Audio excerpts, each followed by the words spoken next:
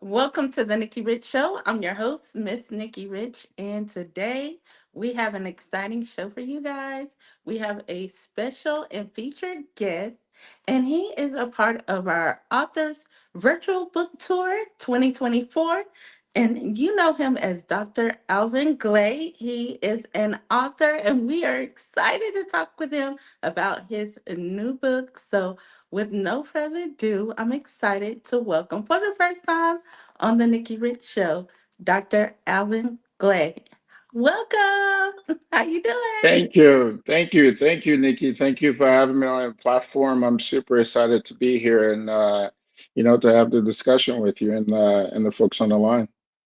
Yes. Now, before we get started, tell everybody a little bit about you, where you're from, and where you reside right now. Yeah, so I like to say I'm Liberian. I was born in Liberia, but I currently live in Atlanta, Georgia. And I've been in the States for about 28 years. So I like to call myself a Liberian American, Liberian born, American raised.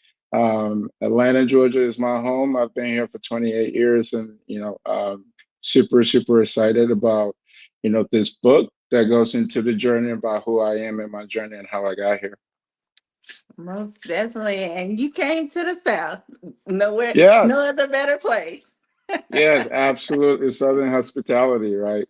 So my view of America is all from the South, and this is what I was raised. And I went to school here, middle school, high school, college, all of it was in Atlanta. So it's home. It is Yes, it's home. home. It's my home. It's my home. Absolutely. Now, tell us a little bit about your new release, The Liberian Boy, Triumph Over War's Shadow. Where did you get that title and how did you come about that? Yeah, so my profession is marketing. I've been in marketing for the last 20 years. Mm-hmm. And the story really is a memoir about my life being a Liberian refugee earlier in my career. I was a refugee at the age of 7. Mm-hmm. So spent 3 years in really mobile in during the war. And then spent another 4 in the Ivory Coast, which is a nearby countries in refugee camps. So as I was thinking about this story, about this book, because every time I tell people my story, what they see me today, they're like, "What? What? You've been through all that? This is crazy. Like, how does that impact your life? You got to tell this story." So I was thinking about, the title really, how does it capture the essence of who I am and what the book is about? I'm a Mm-hmm. Liberian, born as a Liberian boy, I became a refugee. I spent 7 years in refugee camps, right? Mm-hmm. Without formal education. I came to the States when I was 14, 15 years old, really didn't know how to read or write. And then here I am today, right? I have a doctorate in marketing. I built a successful career as a partner as a marketing agency. So when people see me, they see me in the now. So the whole premise is really that's who I was, a Liberian boy, and I've overcome, my early trials in life being a refugee. So that's why this triumph over war shadow, because that's who I am. That's part of my story. And this book is really talking about my journey, some of the lessons that I've learned, and the trials and the tribulations, and how that shape who I am and my Mm-hmm. belief. So it's part of memoir, but really the second part is this guiding principle and how us as individuals control our own destiny, that your current situation doesn't define your future, right? It's how you look at it, it's perspective. So I talk about in those two contexts and how and what I've learned throughout the years, my struggle being in the Civil War, and really going from living a normal life to, really thinking about how can I survive the next hour? How can I Mm-hmm. survive the next day, right? Planes, dropping bombs, and there's guns everywhere. There's war going on. Really, like struggling to food, right? Survival from hunger and sickness and all those things, to who I am and how I use those things to propel me forward. So I talk about it in the book, and my mindset and how that controls me, and all of the really when I came to the States, that wasn't it, right? Because I went through challenges here too. So anyway, Uh-huh. that's what I talk about in this book, and that's what the title is all about. How did you maintain your strength, even just to have the strength to want to write, your story because you went through a lot. That is hard and at a young age. Well, so for the longest, I took it and I compartmentalized and I Okay. put it in the closet and I lock it up, which we all do when we have trauma in our lives. We don't want to Mhm. revisit it, right? It's like that was an issue. I don't want to deal with it. I overcame it. I'm gonna lock it. And it was a good friend, may her soul rest in peace. She actually helped me, Erica Hawthorne, who recently passed about a month ago. I remember telling her the story over 10 years ago, and she was like, "You got to write this down. Yes. And I'm going to help you tell this story throughout, and we're going to bring this thing to life." And it took 4 years to write this, 4 years, because I didn't want to go back. I couldn't remember some details because I took it and I put it right in the closet and I locked it. I locked it Mhm. up. So really, having someone like her helping me like really revisit those moments. I went back to my childhood house where I grew up that was destroyed from the war, like just revisiting some of those really those pain brought back a lot of emotions, a lot of just really understanding of who I am today and how I deal with things in life. And that's why it took so long to put it on paper. But I'm glad that she was able to push me and we're able to write that, this story on paper for people to see really like the trauma that you go through in your life. Really, that's your superpower. That's what Mhm. really propels you forward. But we don't know it as we're going through the situation. We think it's the end of the world. But when you actually sit down and go back and revisit it, you realize, wow, who I am today is what really, what I've overcome in the past and have shaped my future. So that's what I say. Your current situation doesn't determine your future, right? It only Mhm. strengthens what that becomes. Now, do you feel that, as you was writing and going through that process, going back, do you feel like it was like a sense of therapy, and a little more healing while you were writing? Yeah, that's a great question. I think in a sense it was, and it helped me understand myself better, Mm-hmm. right? To say, oh, okay, this is why I do things a certain way. One of the things that I've known over the years that I have tremendous control over my emotions and how I deal with things, right? I don't, and I'll talk about a lot in the book. I don't deal from a place of feeling. I Mm-hmm. always tend to deal from a place of fact first, and emotion is usually second. And I've always wondered why is that the case, and how can I compartmentalize emotion? Not to say that I'm a very stoic person, I don't have emotion because we all do, but I tend to put that aside and deal from a place of fact. And I traced that back as I was writing this and going through it. That at the age of 7, you go through a traumatic event. 7 years in refugee camp, you're trying to survive. You move to the States, you move into the not so good neighborhood, you have to acclimate to the situation, all of those things. From there, you don't have time for feeling, right? It's Mm-hmm. all about like, how do I survive?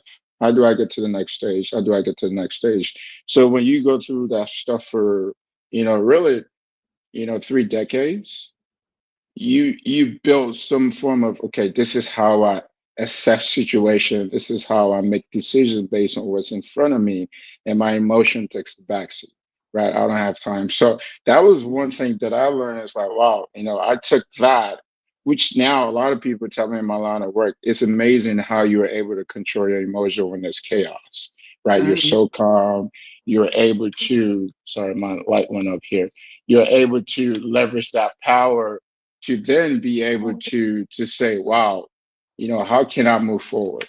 Right? How can I make decisions? And those are some of the things that allow me to do that. Do it also help you to, are you able to get your, emotions back, since you had to be so hard and everything? Are you able to have a sense of emotion? Well, okay. So this may come across like, hey, he's a guy that doesn't really have emotions. Mm-hmm. We all do. My emotions always been there. I've just had control over when, I'm able to express those feelings and when I'm able to, really let it out. Mm-hmm. But I've realized that I don't make decisions from that place. right? Not to say that it's not, I don't have an emotion, but when it comes to making decisions about my life, where I want to go, and decisions that I make, every aspect of it, emotion tends to be secondary for me. And that's really been sort of my quote unquote superpower that allows me to be able to just handle chaos and traumatic events, because this life we live is full of all type of different, unexpected situation, right? And that's one superpower I call it that I've built. But at the same time, there is a negative side to that, right? Because when you compartmentalize so much from an emotion standpoint, some people might say, well, you're not as available. I don't know. You know what I mean? Like you're not, I can't read who you are, your true self, but that's not really the case, right? Hmm. It's just you've compartmentalized in terms of how you use emotion in your daily activities or whatever it may be. Okay. Now, was there also a part in, that you were writing that you felt, when you was writing, just going back over your story was most rewarding? Um, which part was most rewarding? I think just really going back to my earlier beginning, Mm-hmm. because I didn't really. So part of this process too involved me talking to like my mother, my siblings to uncover some information that I couldn't remember. But one of the most profound things that I thought that was rewarding was in 2022, my friend Erica Harthorne and I went to my father's village. So the last time I was at this place, I was 7 years old. Seven, 7 years Mm-hmm. old, right? So I'm 40, I'm about to be 42 years old right now, right? So Mm-hmm. I was 7 years old. So in 2022 was the first time I went back to this place where there was war. There was my father's village, to see it, to walk with him, to sit there and meet the people. And this is where I was as a 7 year old kid. Go back to the house that I grew up in as 10 years old, where we were playing. And I could imagine myself in those moments. I don't think I would have been able to do that if it Mm-hmm. wasn't for this. So to me, that was the most rewarding, to be able to go there, to have a sense of purpose, to really see how far I've come. To be quite honest with you, I just kept going, right? Just kept going. And this allowed me Mm-hmm. to go back to say, wow, Alvin, you've come a long way. And, if all said and done, you can be happy with, what you've done thus far. So that was, for me, that was the most rewarding piece of this entire journey, to be able to go back there. Now, how has your book been received toward the Liberian community or global audience? Yeah, I mean, so I'll tell you this. Everyone I tell my story to, everyone who's read this book, they're like, I would have never known. I would have never known like all the traumatic experiences that you've gone through. Mm-hmm. So the reception has been positive. I met a woman not too long ago. I was in Orlando at a marketing conference, and we were talking about, if you read a book, I start by saying we all have a story, Mm-hmm. whether big or small. We don't have to be famous. We all have a story, and often we judge people in the now, what you see, but we never stop to say, have you ever thought about what is their story? How did they get here? And what are the challenges that they got through? That's the only time you can understand the true essence of who they are. And we really connected over that. And she started telling me her story of how she used to be homeless, and she slept under the bridge, and how she went to college. And so what I found is I'm starting to like bond with people who've gone through those things. So the reception's been great. As I even think about the immigrant community in America, there's close to 50 million people who are in this country, who most of it is not by choice, right? Mm-hmm. They're leaving their entire home for a better life. And their story is very similar. And they're like, wow, I would have never known. So the reception has been great. It's also been frightening to put yourself out there. Yes. But for me, the number one thing is I just want to tell my story, just to tell anyone you really control your own destiny. Obviously, there's some Mhm. stuff that's beyond your control, but the most important thing is your mindset and how you see the situation.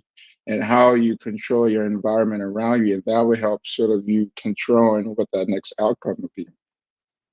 So today, what would you say to that 7-year-old Liberian boy, that was back there, in the refugee camps and just trying to push through, trying to get to where you are today? What would you tell that 7-year-old boy today? Wow, wow, that's an amazing question. That is just a moment in time, and that you got this, right? Um, just make it through another day. It's just a moment in time. And the funny thing is, I often remind myself about that today when it seems like all hell is about to break loose. And I always tell myself it's just a moment in time, right? Mm-hmm. Um, and I think that would be sort of the message. It's like just a moment in time. Keep pressing on. And number two, your surrounding is one of the most impactful features about how you're going to progress, right? Because who you surround with and what they do eventually influences you, right? Yeah. Denzel said, if you hang around long in a barber shop, you're going to get a haircut. That is so true, right? So if your circle is most important also. So that's one of the other messages I would say to him is just be mindful of who are the people that you're hanging out with, who are your Mhm. friends, because it will have an impact on you in some shape or fashion. Well, I want to also, shout out to all the viewers that's watching and everybody watching live. I see we have TMC Fashion Academy that's watching. She says, wow, so inspirational. Paulette Hogg says, very inspiring, so inspiring to everybody out there. If you are watching, definitely drop your comments below. Tell All says, Tell All Inc. says, awesomeness. Yes, so much awesomeness. Now, where could those who want to go and purchase your book or even book you to speak? Because you're a powerful man over there. You have inspired us all. So where can they go to? Well, first, I appreciate you having me on this platform. I appreciate the kind words from everyone who's tuning in. The book is available on Amazon. So if you go to Amazon, go to Liberian Boy, Triumph of a War Shadow is available there. You can buy it in paperback, hard copy, Kindle. We're working on other distribution, but for right now, it's on Amazon. And if you want to get in touch with me, tell our Inc. at Gmail. Kathy Taylor is amazing. She's, get in contact with her and she'll be able to arrange a conversation. Most definitely.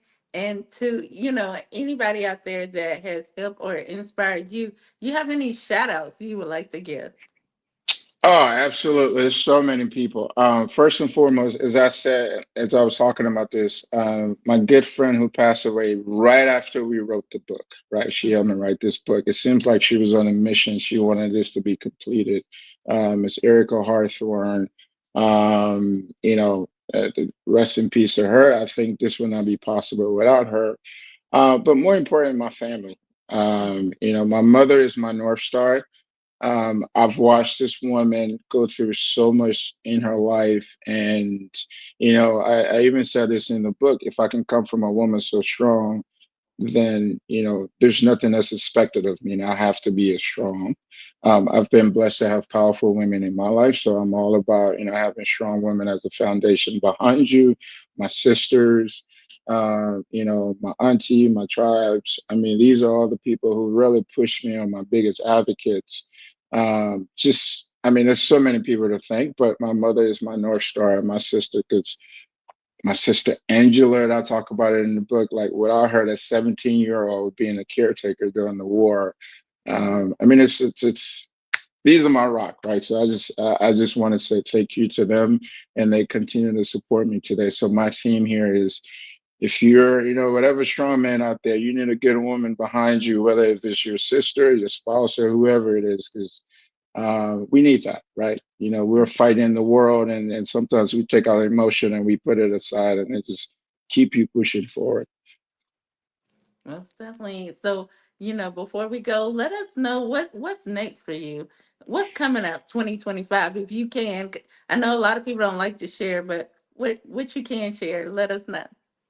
Yeah, so a couple of things. So I have a book event January 30th here in Atlanta, Georgia. Again, Teller Inc. is just working on that. But then I also started a nonprofit organization to help subsidize education for students in Liberia and build education center to help really push forward education in that country because that's where I'm from. So every Yeah. year I have a fundraising gala called the red bow tie gala by the Unity J. McGill, also in Atlanta, is in May 15th this year. Those are the two key events.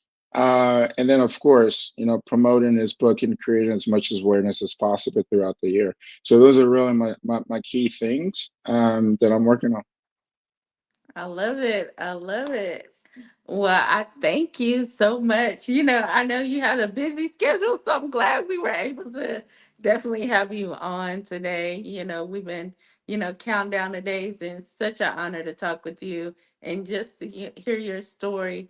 And we don't want you to be a stranger. You're welcome back anytime, here at the Nikki Rich Show. I know you have some upcoming events, so we can follow up with that as well.